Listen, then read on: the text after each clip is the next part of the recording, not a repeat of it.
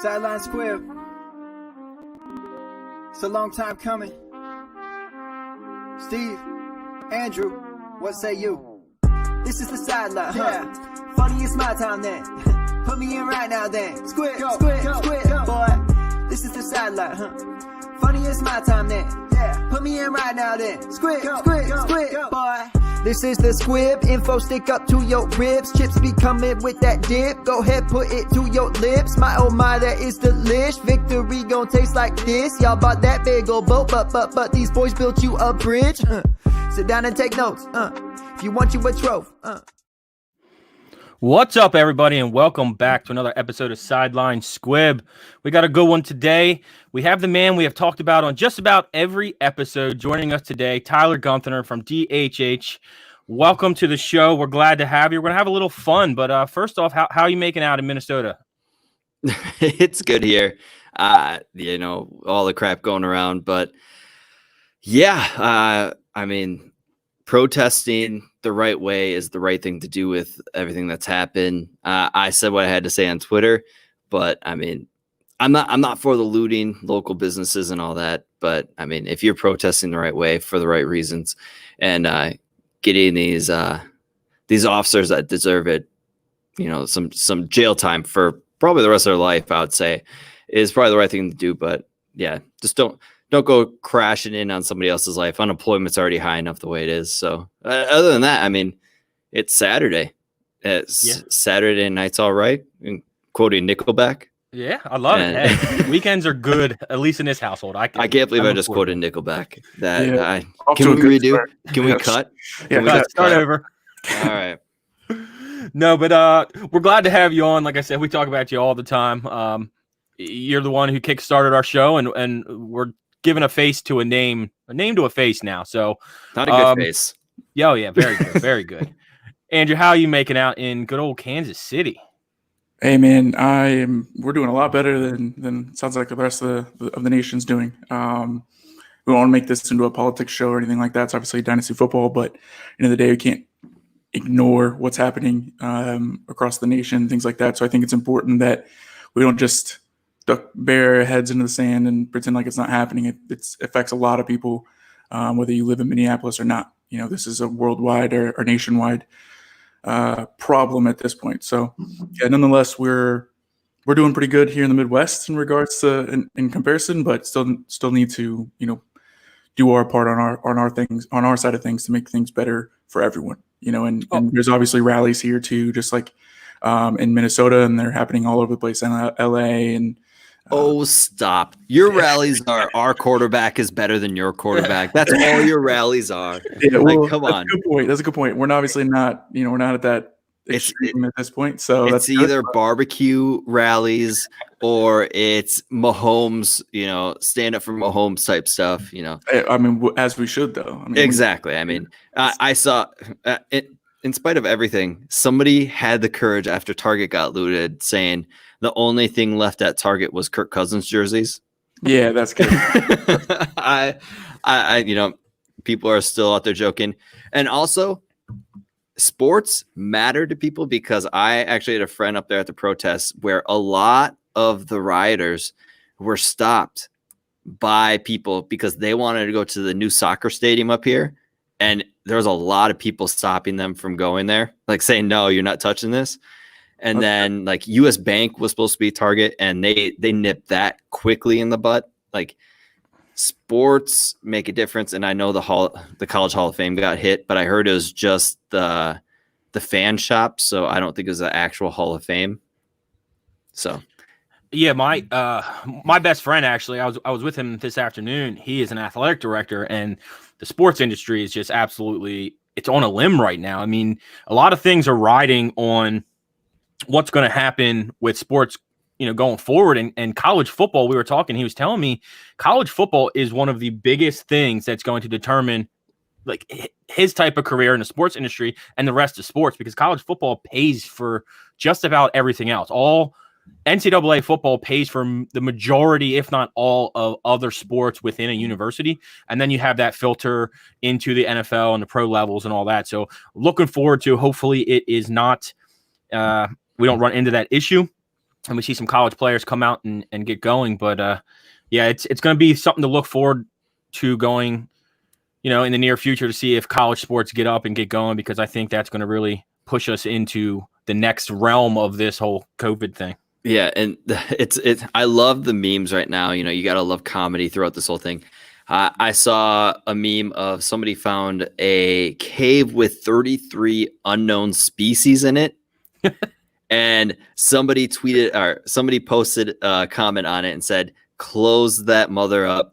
We don't need it. Wait another year. Yeah, just no. stop." It just seems like 2020 is just trying its hardest to destroy everything. And if there's one thing that we can come positive out of this is we're still here. Yeah. Yeah, it for is now. 2020, and I just took a sip of my good old beer here. You guys can't see that there's some edible glitter in it. It is a local beer called Unicorn Farts, because there's a unicorn chance in hell that we might get into the Scott Fish Bowl this year, but it's out there. SFB, baby. Tyler, for the people who don't know what it is, some of the guys who are listening to us or gals might not know what it is to be. Give them a little rundown of what's going on right now in the fantasy football community with the Scott Fish Bowl.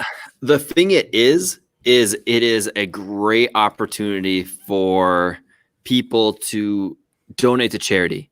And it's the Fantasy Cares. Scott started it, and it gives toys to needy kids. I mean, Christmas, I still remember, I bring it up to my wife every time we go back to my house, and I had a Ninja Turtle stand-up blow-up thing. I mean, it was just an average thing, but it made my day. It was like something you could hit and it pops back up in this Ninja Turtle. I will never forget that. And Scott and Fantasy Cares and everybody that donates is helping kids have memories like that. And that's what it's all about. It's not about getting in. I mean, he's also got little SFB type leagues that if you don't make it into SFB, you can sign up for there, and they're like $10 and they all go towards Fantasy Cares. And like me, I've been in it for 4 years and I've sucked, but it's literally been all about the charity. And if you guys, like John Bosch runs Eliminators, we are a part of Eliminator. You can play me. You go to John Bosch, find him on Twitter, and play me, and you can actually win a spot on our podcast. Like, if you beat me, we will have you on DHH, and Tim, Doug, and whoever comes on will just roast me. So, I mean, Yeah. it's not that hard. I burn easy. All right. The gingers, bro. No, Yeah. it's absolutely amazing what Scott started over there, and hopefully we get the opportunity one time, whether it's down the road from now or whenever it may be. But we're looking forward to possibly getting in and as well just joining the community, because there's so many things. You touched on some of the big things, and I've heard the stories, and I've talked to a lot of people about it. I mean, it's not only just the donation to get into the league, but you also have the community grows, and there's people that give out gift cards and T-shirts, and they start other leagues and other best ball tournaments to try to just build the pot for Toys for Tots and Fantasy Cares, and I believe GoPantry.com this year as well. So awesome platform that they're running, and looking forward to at least seeing everything going on here. About 40 days away. So from draft season, and it's going to be absolutely awesome. Talking about the draft real quick, I want to jump in and thank our sponsor over at the Dynasty Owner, because the best fantasy football leagues are those where every owner consistently pays attention, responds to trade offers, changes their lineup, and are always looking to improve their team. There's no off season for these owners. That's who you're challenging yourself against in Dynasty Owner, other elite fantasy footballs. You're making the exact same moves that owners and general managers must make every day. So if you're ready to take on the best, then don't miss out. We have an amazing mobile app that will be out on iOS and Android that is out now. So go ahead, swing over to www.dynastyowner.com and check them out. You can at this point let them know that Sideline Squib sent you, or DHH. We're both on there. So go ahead and pick either one of us. And I believe in a couple weeks, 2 weeks from now, Andrew, 2 weeks from now, we have the creator and owner of the Dynasty Owner joining us on the podcast to talk a little bit about the Dynasty Owner. Yes, so sir. he can break down kind of what you hear us talking about week in and week out. So Yeah, no better place to hear the details than from the horse's mouth. So Yeah. we obviously have a pretty good idea of what they're all about, but obviously in a couple weeks we'll You can get a good look at a T-bone by sticking your head up a bull's ass. There you go. amen to that. So it is Hopefully the summer. It's a little better than that. Though. We'll provide a little bit better for you than that. So we are in the summer. We're enjoying it. We're having a few beers, kicking back. We still want to talk a little bit of fantasy football. I want to get your guys' point of view or thoughts on what are your guys' thoughts on roster expansion over the summer and the benefits of it when you're talking dynasty leagues? You can go ahead, Andrew.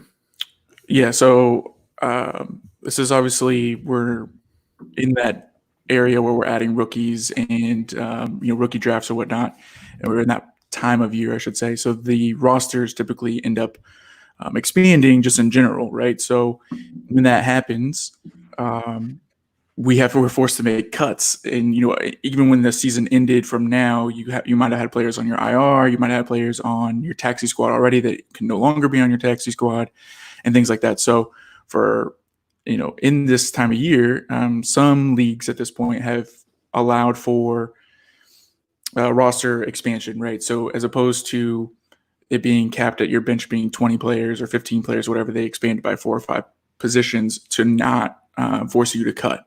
Not all leagues are that way, but what I guess Steve is asking is our opinion here on should all leagues be that way, or should most leagues be that way, where you can expand these rosters and not be forced to cut players, before training camp and before preseason and things like that. So for me, I think it's a good thing to have the ability to do in most leagues.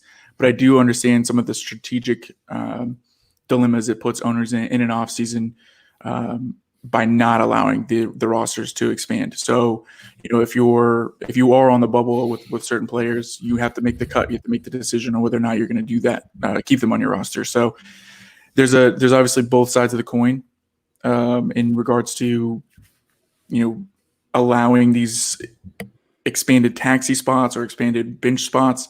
But I think if all in all, it's a good way to force action in an offseason. It forces owners to make tough decisions before we have all the information. So, it allows people to make different additions and make different trades and things like that. So I do think it just opens up the lines of communication in your league if you're forced to make those cuts. Yeah, I completely agree. Expanded rosters are always a good thing. If you are, say, a 12-team league with 25-man rosters and 10 taxi, which is what I usually have, and you expand it to 40 or so, it's nice to have those extra, I'd say, dart throws. Everybody's got a word for it, but dart throws. Darius Slayton started becoming a dart throw last year, and look at him. Willie Snead for his rookie year was actually somebody you could use. I'll go back to Corey Clement is a guy that I will always go back to. He was a dart throw. Yeah, he may have been a spot starter for you every often. And but yeah, they're always good to have, and it's always fun to see if they cut a 4th round player. Once cuts happen, if say one of their 4th round picks gets cut rather than a UDFA, he takes a chance on that, and it turns on him. Like say Donovan Peoples-Jones gets cut, and then you can pick him up. It's really fun and exciting when that cut period comes, because it's almost like NFL rosters when they have their cut period, when they cut to 53, and you sit there and okay, where's this guy going to go? And that's when the fab spending happens, and that it's really enjoyable to kind of watch what a league unfold when that happens. Yeah, I agree. I think in the summer it's kind of when you can do a lot of your damage, especially for some of these. You don't ever want to see a league that's not active, but for some owners that are a little less active or take the responsibility of being a family man or whatever it may be, there's definitely times in the summer that when the rosters expand, that you can grab some of these guys that are, on the waiver wire, or you have to throw some fab up there to get, and then you can turn them around. You have a good 2-3 months. You can turn that into, even if it's a 3rd or 4th round pick, all you're doing is turning a guy that you didn't have on your team into another chance at a younger age. So I definitely think there's some benefit to roster expansions in the summer. So definitely look forward to it. If you don't do it, I recommend at least trying it out Try to get some of those players that have, especially guys that break news. You know, sometimes you see, and stop me if I'm wrong, sometimes you see news if a player news breaks over the summer in the off season, people are all about it. So if you happen to have that guy or get him, you could probably sell him off, even if it's for anything. Anything is better than what you had him for free. So Gronkowski would be an example. Yeah.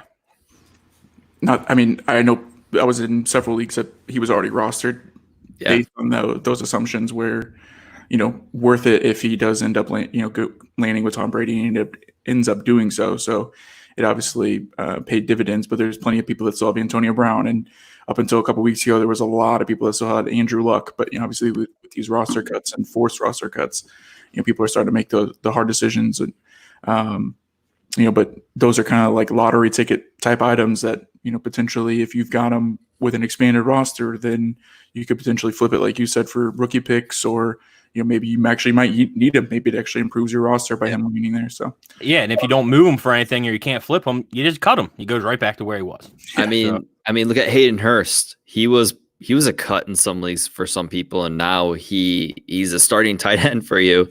And I mean, you can go on. Tyler Higbee was a cut for some people. Yeah. I saw.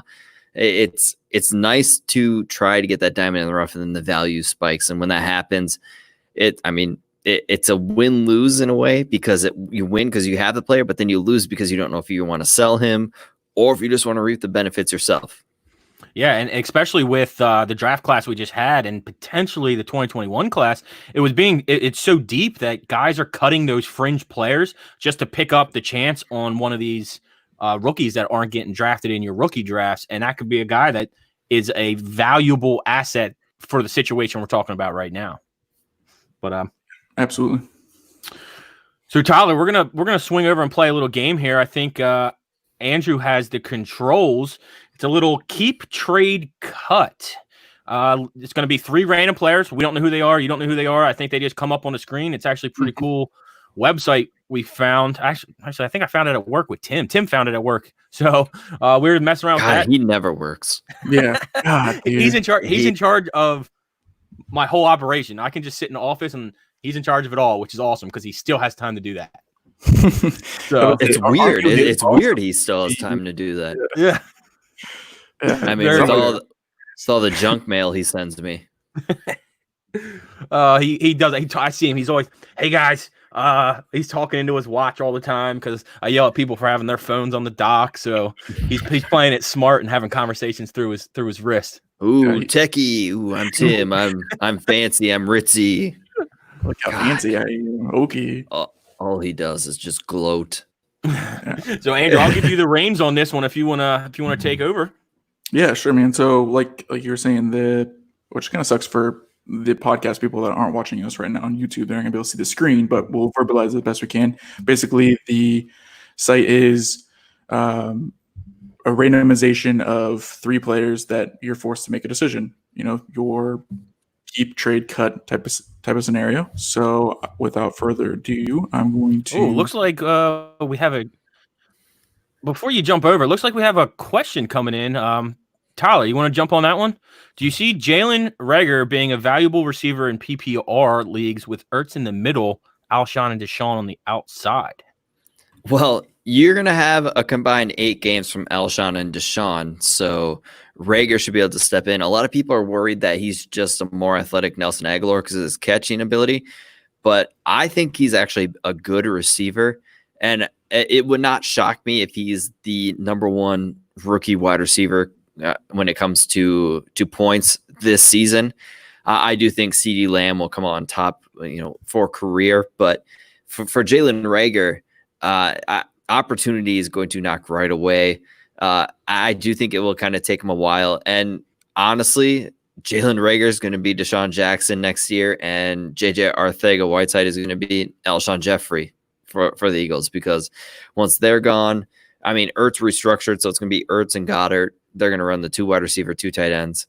But I honestly like Jalen Reagor this season, and it's all because I think Carson Wentz is a very good quarterback, and I think Carson Wentz hasn't had somebody like this in a long time. Yeah, I think it's a great landing spot too. I mean, I think the Saints would have been another one, but the Eagles are a good landing spot for Rager. Like you mentioned, you touched on with Alshon and Deshaun between the two of them. They're both either hurt or going to be gone next year. The two tight ends across the middle will gobble up a bunch of receptions, but Jalen Rager, he can do it all, and that's what people kind of don't comp him to. And they talk about, when Henry Ruggs and him, there was a whole debate between the two of them, but I do like what he brings to the table, and I believe he's going to do a lot across the middle, not just deep threat, and that's what Carson Wentz is going to need. He's going to have his big tight ends to work with, but if they're splitting the seams, you can have Rager come underneath, or you can have him stretch the field at the same time. So I think it's going to be a very good asset for this Philadelphia Eagles offense. Yeah, it looks like we lost Tyler, but he'll be back in just a second. But anyway, so yeah, I agree with the whole Rager situation. I think he's absolutely a valuable receiver in PPR leagues because of the limited options they have in Philadelphia. And I think the suppressed production from wide receivers in 2019 was because of the talent that was lacking there at that position. So bringing in someone as talented as Jalen Rager is going to provide, I think, actually more immediate value than I think a lot of people are thinking. So, if that's the case, then he could become a player that's, added to rosters that ultimately end up producing on a weekly basis, as opposed to somebody you have to kind of try to time your use of him. So I absolutely think he's one of those guys that he's worth an early round pick. And it looks like he's roughly going in the first round, early second in most of these rookie drafts. So he's definitely worth it at that point. Yeah, exactly. There's a similar to AJ Brown, physical talents to produce, but it won't be till midseason. I can see that. That's definitely possible because you're still going to have some of them seasoned veterans going to take the field, but I do believe he's going to outplay some of the like Greg Ward. Those guys are done. Like I don't see them unless there's injuries happening. And then when injuries do happen, that's just going to give even more opportunities to Rager. But guys, if you see the ticker at the bottom here, trophysmack.com, you can swing over there anytime you get a trophy or a belt. You get one of those championship rings we talked about. I actually have some of them right here. Yeah, buddy. High quality, big old rings. So check them out. You can go over there and use code SQUIB, get yourself a $59 ring for free. Take it home. Andrew, swing over. Let's get into this game here, and we'll do some keep, trade, or cut. Sounds good. Let me pull it up right here, and we're gonna get right to it here. See who pops up first. All right. So looks like can you see that there, Steve? Yeah, weird. Jalen Rager happens to be on there. So we're picking from three guys here. Keep, trade, or cut. You got Jarvis Landry, Jalen Rager, and Ryan Tannehill in a super flex half-point PPR 12 team. That's going to be the settings for all of these. Yeah. That's their standard, by the way. I think with a lot of people have transitioned to super flex. I think that's one of the most common things to see as far as new leagues starting up. So I think Superflex is just an easy way to keep that as a standard setting as we move forward here when we talk about things. As well as usually I do full point PPR, but half point kind of keeps you right there in the middle of those that are still playing without the PPR additions. So yeah, so even though this is a Superflex, I'm probably gonna go. I'm gonna keep Jalen Rager for his upside. I think you can get the most value. I think you can get the most value out of probably Ryan Tannehill in this situation, being that it's a super flex coming off the year he just had and the contract extension. And then I would go ahead and cut Jarvis Landry, even though he is a very valuable wide receiver. And it just happens to be under the radar all the time. So go ahead and submit those. Let's see what consensus says here before it switches us over to the next question. And then we'll shoot over to Tyler. But what are your guys' thoughts on that? I mean, would you go Landry over Rager in this situation, Tyler? I don't know if my camera's frozen. Yeah, I see it frozen on mine. But you can hear my voice. So as you can see, it's a beautiful voice. I'm thinking very hard about this one, according to my camera. Just so very hard. And this is Superflex, right? Yeah, there's going to be Superflex. Superflex. Okay, I see it. I will actually go let me go Jalen Rager here, just Okay. because I think his value can go up. Taking Landry, trading Rager, cutting Tanny. Yeah. I think I would be. You would not be getting me to cut Jarvis Landry. Like I not would. happening. Yeah, the thing is in a super flex, I think Ryan Tannehill is probably worth more than Landry right now. So I'd All right, probably let's go go. Bills I'd button probably here. stick with what's going on. All right. So you're with it. I'll be the odd man out with that whole deal. I mean that was actually a pretty tough start, to be honest. Like with those three. So let's see here what we got. All right. So our next three that are up here, we got Deontay Johnson, Noah Fant, or Hunter Henry. I would, at this point, with this Superflex situation, this one's a little easier because there's no quarterback involved in the transaction, 2 tight ends and a wide receiver. So for me, personally, I think I would be going with trading Hunter Henry, cutting Deontay Johnson. And So what are your thoughts? So what are your thoughts on Deontay Johnson? Are you buying into all the hype with the Big Ben, Juju Smith-Schuster, their connection going on, and Roethlisberger coming back? What do you think? Are you buying the hype of Deontay Johnson, or obviously it seems like you're going to cut him here? Yeah, no, I'm all out on Deontay Johnson. I shouldn't say all out. I just think I'm going to wait for the cooling off period again before I go buy any of the Deontay Johnson stuff anymore, because like I just can't get behind. Like, yeah, he played with a hernia and all this other crap. Like, he still has Juju Smith-Schuster in front of him. Like, the price to get Deontay Johnson right now is absolutely insane in Dynasty because of the hype. I know. I don't get it. I don't get it. I mean, I like the guy. I think he had a good year, but going off the research we talked about last time, I ended up digging into it.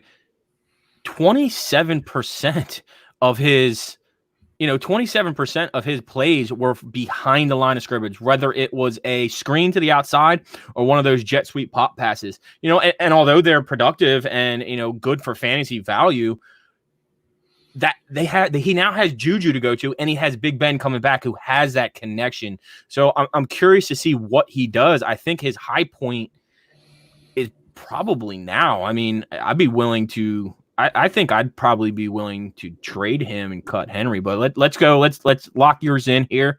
Keep Noah Fant, who I absolutely love in Denver. I think even with Obi-Wan Kenobi coming over there, I think they're going to be. I think they're going to be just fine, and I think it's going to be a good combo. Yeah, and with Mizzou, the Mizzou connection with Locke to Drew Lock, to Big Al. So I do understand that there's a little bit of hesitation with Noah Fant, but he is still a monster when it comes to his athleticism. So I'm all for keeping a hold of him, and I think that they just continue to have quite a bit of upside when it comes to his that offense, I should say. I mean, who wants to cut any of these guys? I mean, you're not actually cutting, but if I could go off script, I would trade Sutton, trade Cooper, and I would keep Baker. Trade. In this situation, yeah. Okay, so in this one, you have Amari Cooper as a keep, trade, or cut Baker Mayfield or Cortland Sutton. So Tyler, if you had to cut one, who are you cutting in this situation right here? If I had to cut one, I love Judy and I love Drew Lock, and I think I'm going down the same path you are. Yeah. I still think I'd cut Sutton just because Cooper's value is so high. I don't get it. Well, he's still. I just don't freaking get it with Cooper. Like, honestly, I think CeeDee Lamb is the best receiver in Dallas right now. Tyler, I wish we could see your face right now because, like, yes, it'd be frozen. Yes. Yeah, see, I have the unbiased take on Amari Cooper being a Raiders fan and everything. Like, I don't care that he got traded. I'm not worried about any of that. But I mean, he's still only 25 years old, which is very young for dynasty assets. He's produced the whole time. Outside the 2017 season when he got hurt, he has been a wide receiver 2 or wide receiver 1 in all four of those seasons. And even the one he got hurt in where he only played 14 games, he was still a wide receiver 36. And with that offense, that just gives another weapon. You know, I think some of his targets will come down because of CeeDee Lamb. Actually, I think Zeke is the one who's going to get hurt the most, to tell you the truth, in that offense. I still think he's going to be, you know, he's going to have his rushing attempts, but I believe his catches out of the backfield, I think, are going to take a slight dip. I think we overanalyze that when it comes to pass catching running backs, or running backs that were involved in the passing game. I should put it that way.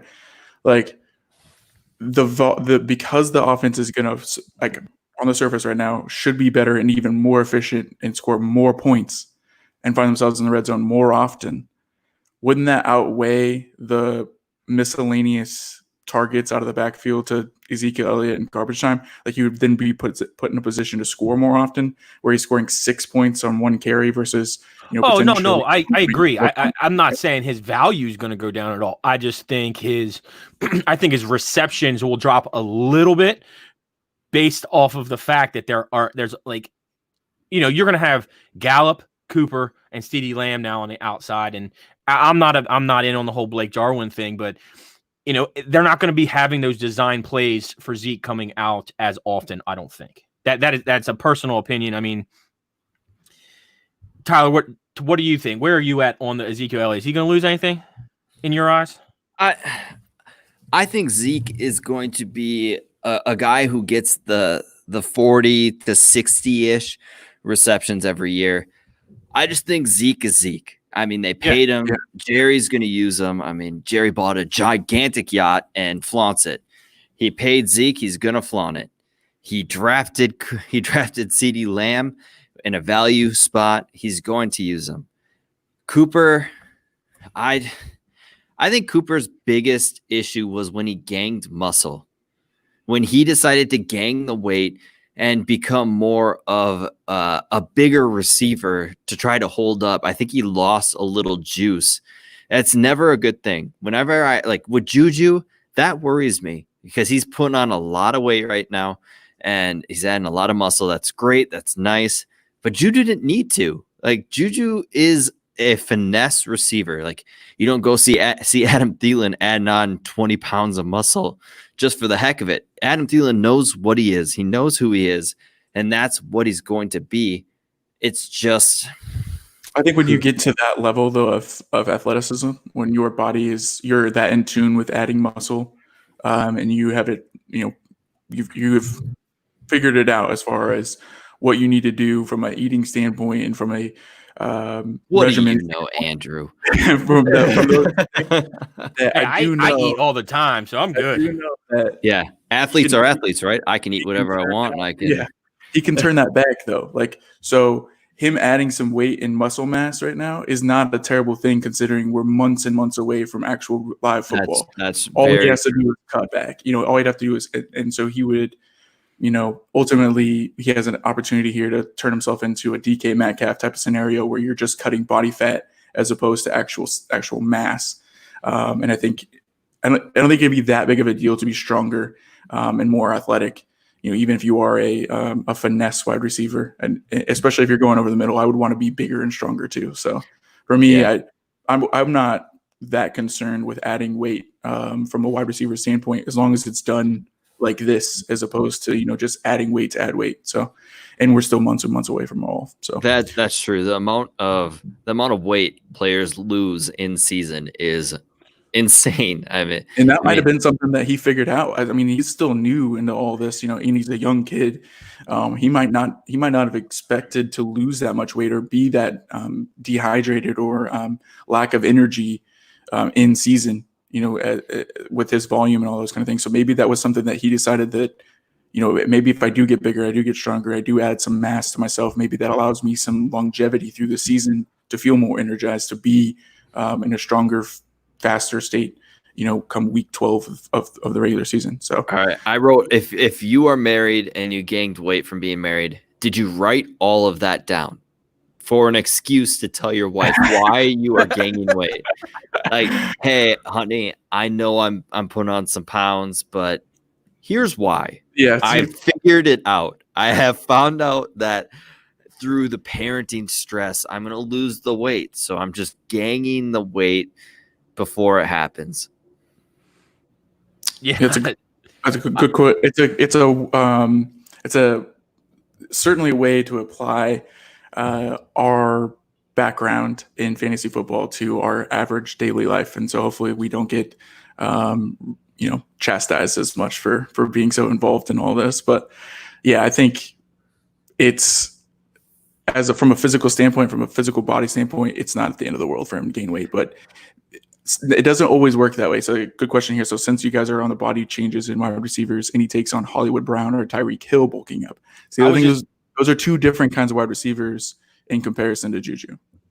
Yeah, I was just gonna go on that too. Like Tyreek Hill looks massive. Yeah, I mean, he is out there. Juju obviously had his video. You saw the upper half of James Conner looks pretty solid. Those are wings. Those are wings. That's not a back. I don't know about his rubber band knees and legs down there, but everything else up top looks decent. You know, bro, is that walking on the wrong side of he's on the wrong end of the body there to be trying to gain some muscle mass. His legs are what need all the size. A gust of wind is going to just topple him over, and he looks like he's going to fumble the ball. How are you going to get your arms even? You can't touch your arms now. You can't even touch your own hands. He does look like he's preparing for something a lot different than running a football. Like he looks like he's in a bodybuilding competition as opposed to bulking. Function. Tyreek Hill is definitely getting his work in there. I'll tell you that. I don't know if you guys caught the. Oh my God! How can you do that? I don't know if you guys caught the Fantasy Authority podcast I did with. I got a hernia. I got a hernia watching that. By the way, the video of him doing those exercises. I started watching it and I go, oh crap! Oh God. Man, I mean, but he's doing everything. It's not just working out. I mean, he's really grinding. So hopefully we can see Tyreek Hill come back and have, that full fantasy season. He could be a top 3 wide receiver. I really think he can. I love Tyreek Hill. Love him this season. And honestly, you are not buying Tyreek Hill unless you bought him last year. And the issue with buying him last year is if you bought him, people are like, "Oh my God, you're supporting him." Yeah. All you had to say is like, "No, this is a game, and it's called stocks, and I am buying a stock that has plummeted that once was on top." Yeah, and now where is it again? Yeah, and now you have that stock. I actually traded Deshaun Watson for Tyreek Hill. I also got Jordan Love, and there's one more player involved, Ryan Fitzpatrick. Yeah, I got those 3 because I have Tua. Which could easily start this year. Yeah, I have Tua, so I mean, good handcuff. It didn't really hurt me, but I mean, I needed a receiver. I needed an alpha. I have like CeeDee Lamb, Judy. I have Jefferson. I have a lot of rookies. I have a lot of youth, and I still had like Will Fuller and AJ Brown. So I needed that the wide receiver 1. To push my team. And I mean, when I got offered Tyreek Hill to Deshaun Watson, I mean, Tyreek Hill is a wide receiver 1. And like you guys said, with Mahomes as his quarterback and him under contract for 2 more years, what's not to say he can't be wide receiver 1 for 2 more years?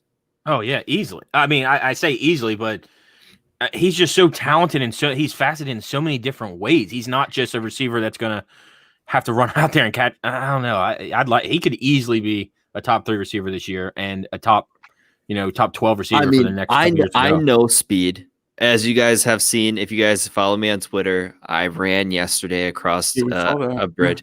I know what it's like to be that fast. So, I mean, you did it in a controlled environment, though. So having another level of speed, I know what it's like, and it's otherworldly. So I feel like I'm around Tyreek Hill's level.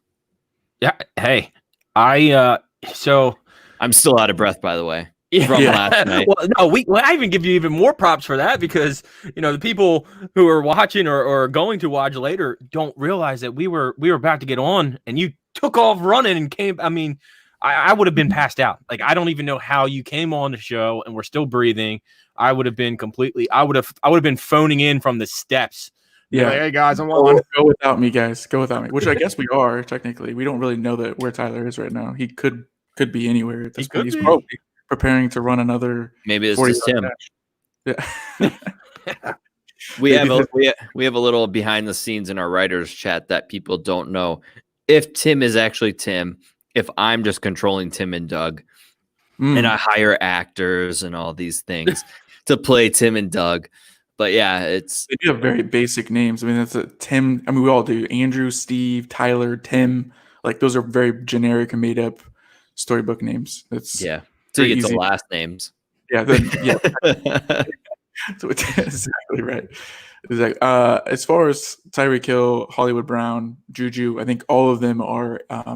They could all potentially be wide receiver ones. Hollywood Brown probably being the only one, the furthest one down the list, the least likely of being that, just from obviously from recent history and the passing volume that they're going to have in Baltimore. But nonetheless, all three of them are prime candidates for this year. And like you said, if you have Tyreek Hill, you bought him last year, you bought him at a discount, and congratulations, you're not getting him now, especially as these workout videos continue to come out. I'm still trying to buy him anywhere. Like I just want one share of him and I can't get it. It's so hard Of for me, who? like, Of for who? Tyreek Hill. Tyreek, yeah. I think right now, like I feel like I missed out on the Hollywood buying opportunity because I felt like that was after the season happened. But after these workout videos go, like he looks good. Like he looks like he's in playing shape. Last year there was rumors that he's playing at like 154, which is not good. That's JJ Nelson size for people who don't remember. Nelson. That is not a good thing.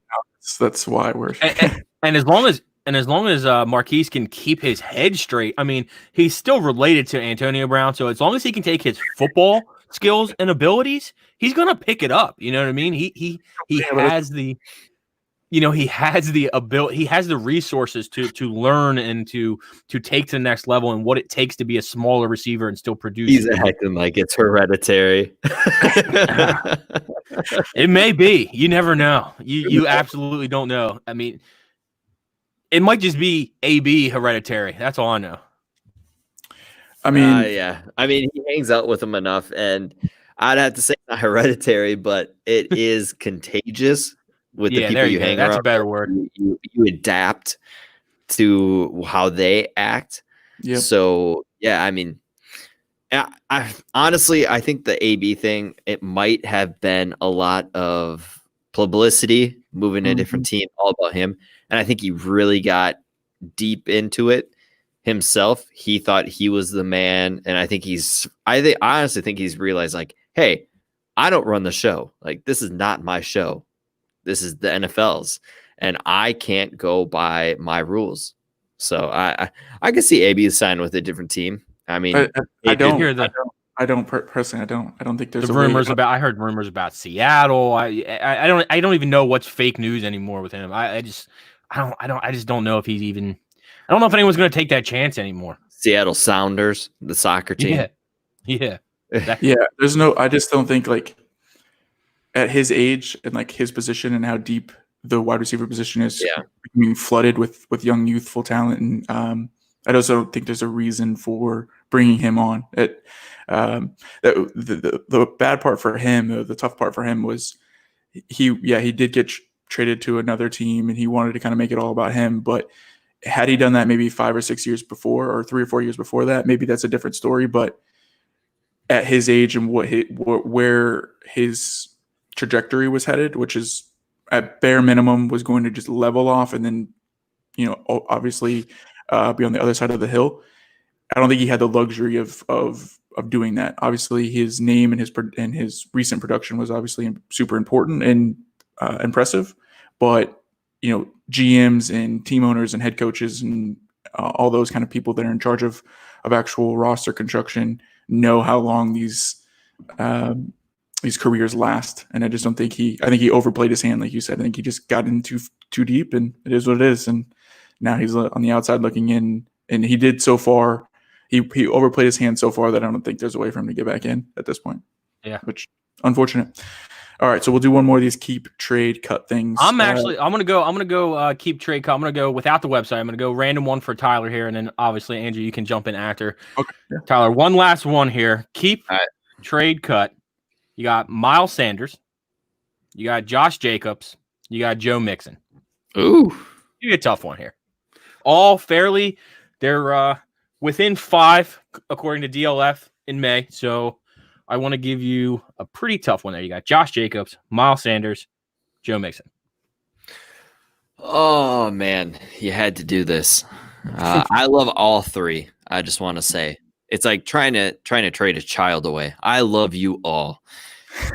I love all three. You love one the most. That's for But sure. if I had to say, I would cut Jacobs due to value just being trashed because of his pass catching. Like Gruden has a dominant 3-down back, a David Johnson in his prime-esque back, and Gruden is a stupid idiot not knowing how to use them. Yeah. I'm sorry, Steve. I know you're I know. but I know. my God, he is so talented. And every game I watched of the Raiders, it was enjoyable to watch him touch the ball. Yeah. It was something where every time he touched the ball, you're like, okay, you're waiting for something special to happen. Last time I had that, AP.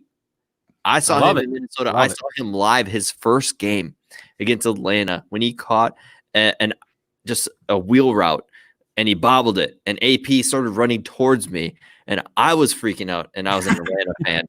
That was history. It was his first touchdown. I will forever have that memory. But every time AP touched the ball, you're like, okay, there's 1 yard.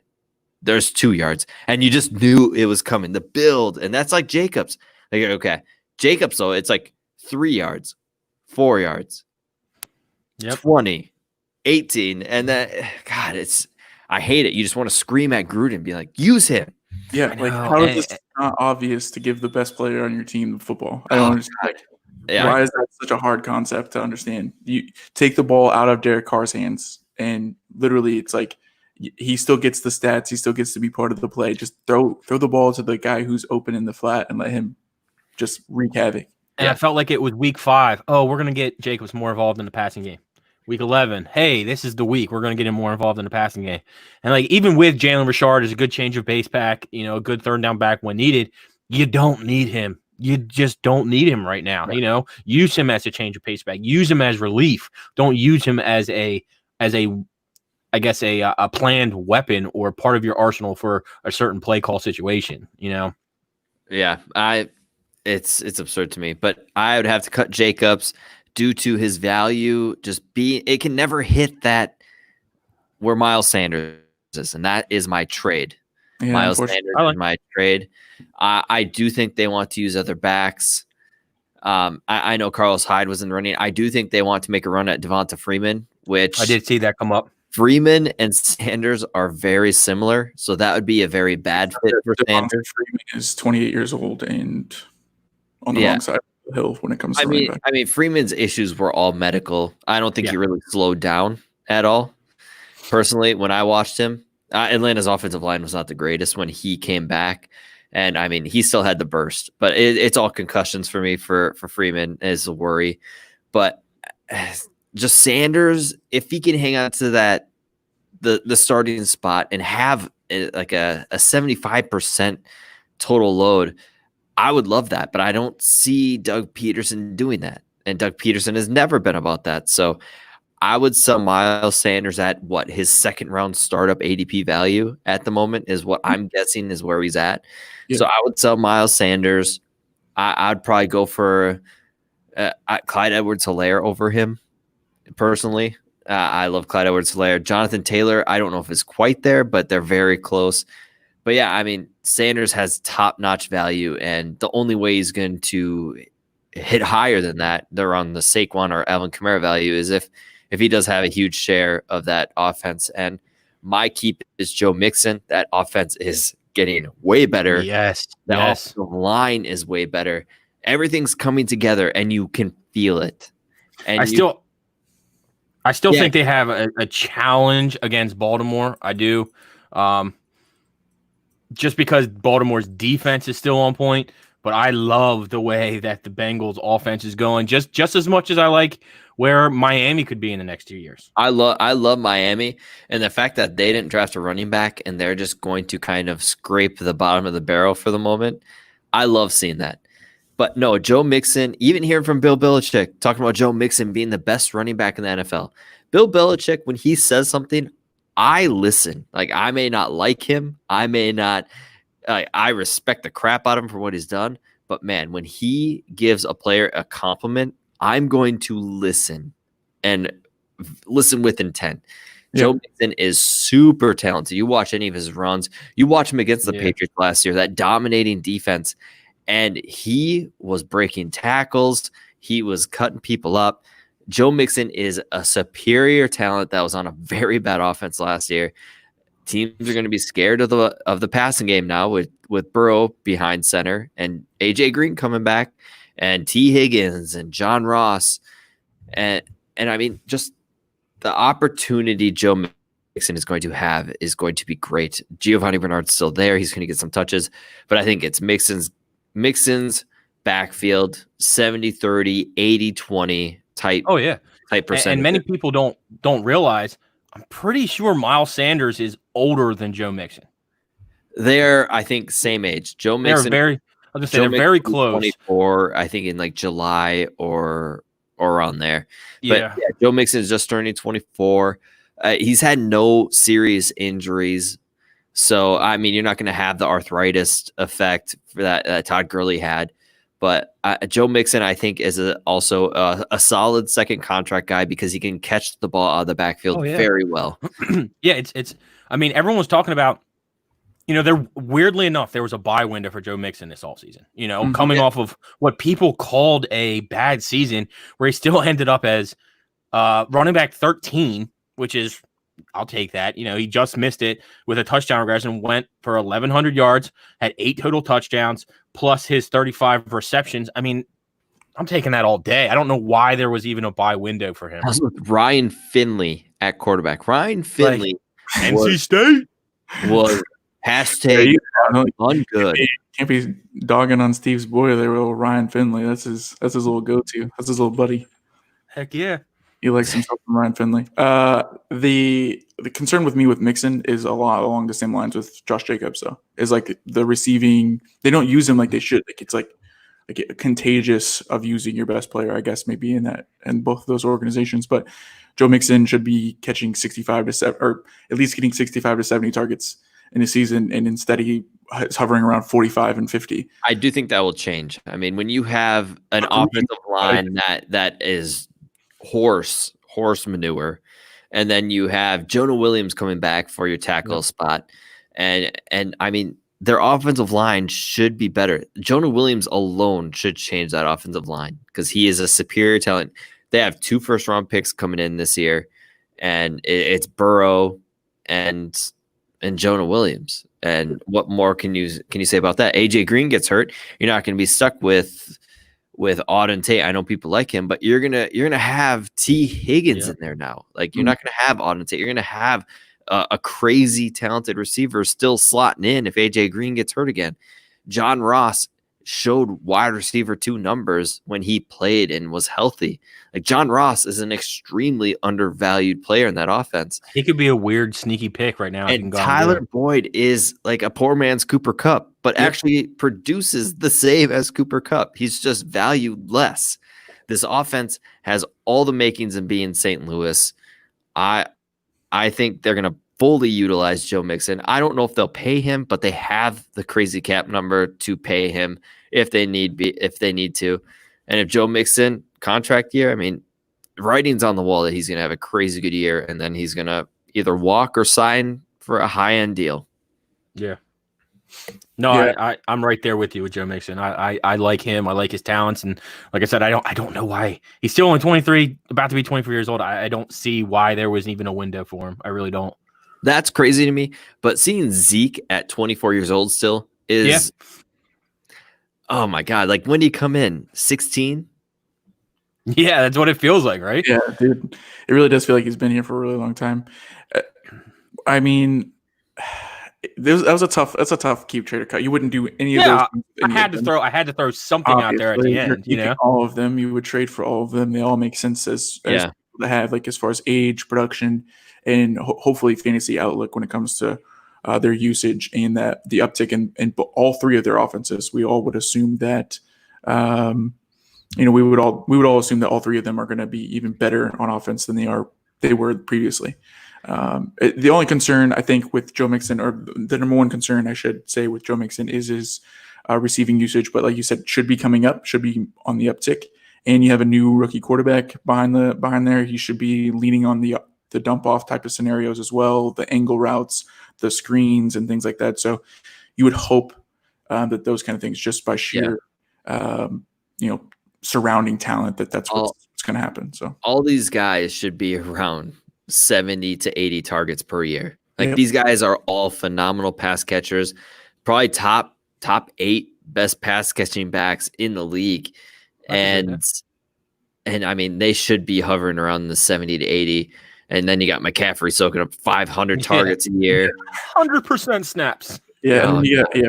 I mean, really, you're right. Those 3 should be all in the top 8. You have, included in there would be Saquon, CMC, Alvin Kamara.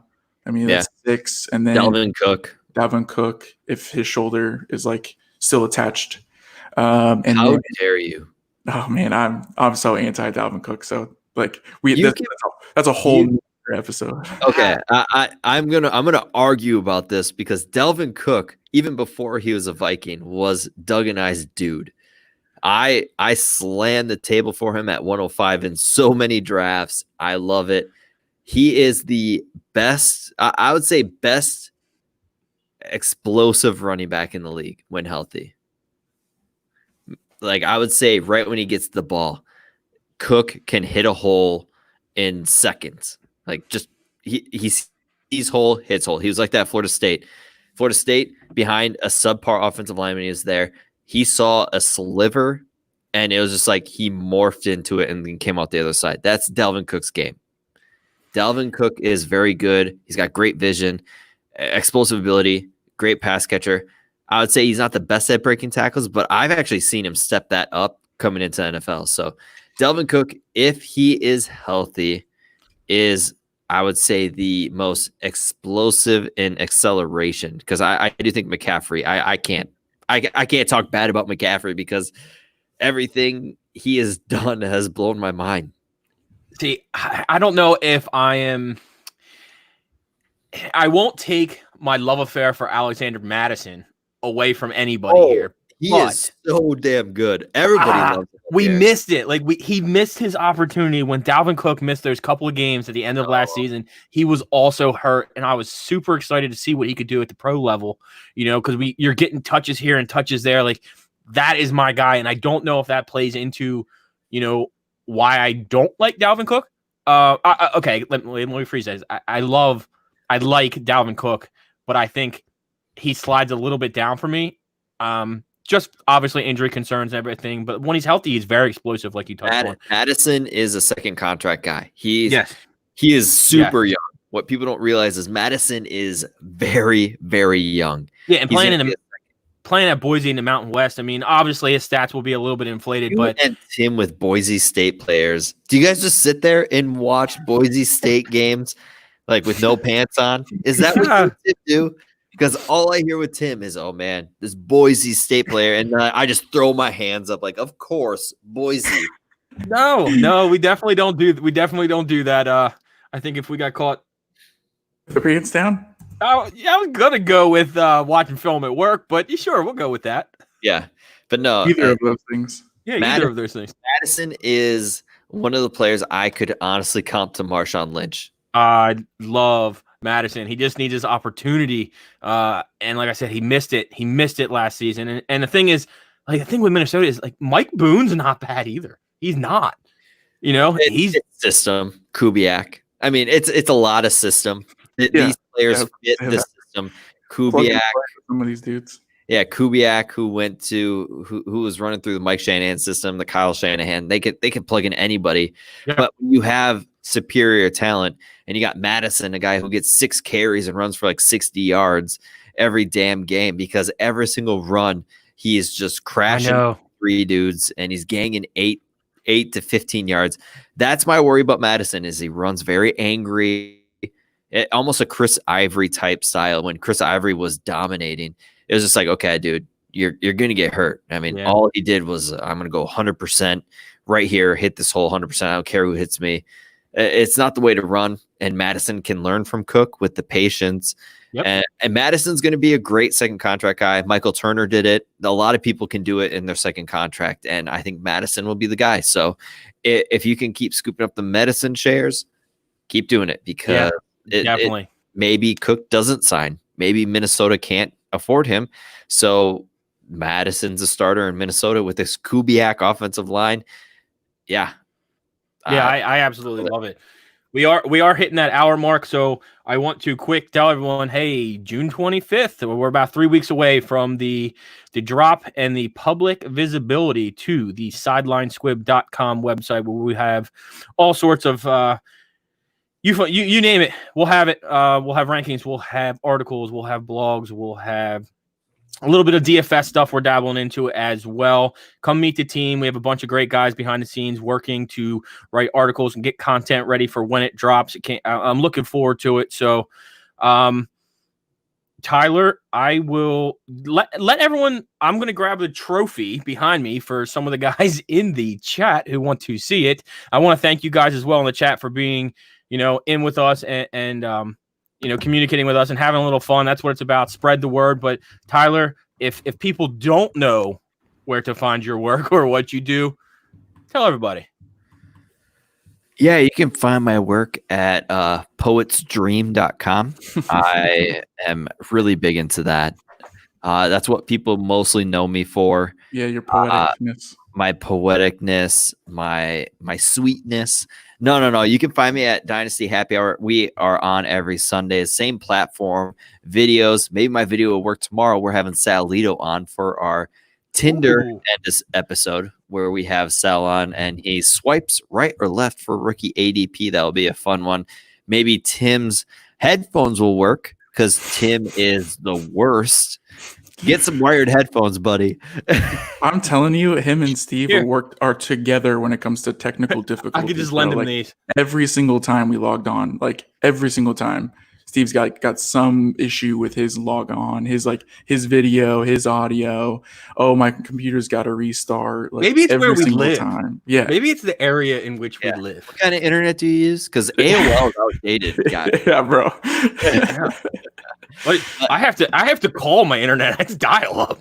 Yeah, he's like doo doo doo. Yeah, he's like he can't get calls at the same time he's on the internet at the same time. For the guy in the chat, here is a wonderful Trophy Smack trophy. Very nice, placard, stickered, everything you guys want. This actually topper right here. I'm gonna do a little demo for you guys. Comes off, it screws off. The league winner of every year gets to keep this topper. The base stays with the winner, and you can get a new topper for next year. It is very, very nice. Only you can get all different sizes too. So go in and check the prices out. www.trophysmack.com. Yeah, I have promo code SQUIB and get yourself one of those cool little rings. Two of my home leagues have the exact same one. I've got a blue topper for one, and it is beautiful. I have not won that one yet, but I have won the silver one. I won it 2 years straight. Almost won third year, missed out. Easy. I need to join a league. I need to either I might commission a league, I might join a league, anything. I want one where a belt is included in it. I have a belt too, and the belts are the best. I won this year, and I used the belt as kind of a show for the podcast, and I didn't use it for a league, but I have a superhero league that I decided to use it for. And the thing about it is, how there's loser trophies, they got those on Trophy Smack, but we have superheroes that you can use any comic book. And if you get last, which Doug Eddy took over a team and got last, you get the snap. You're obliterated, and you just you turn the ash. It's awesome. He was Thanos, so Thanos got the snap this year, which was ironic. Yeah. Nobody can ever use it in the league. But yeah, I saw the trophy sitting there, and I'm like, you know what? I want that to be a part of a league, because that deserves it. I got the stickers for it the other day. I put the past winners. I put my name on there this year. I'm the Joker. It's awesome. Every good guy needs a villain. I decided to be the Joker.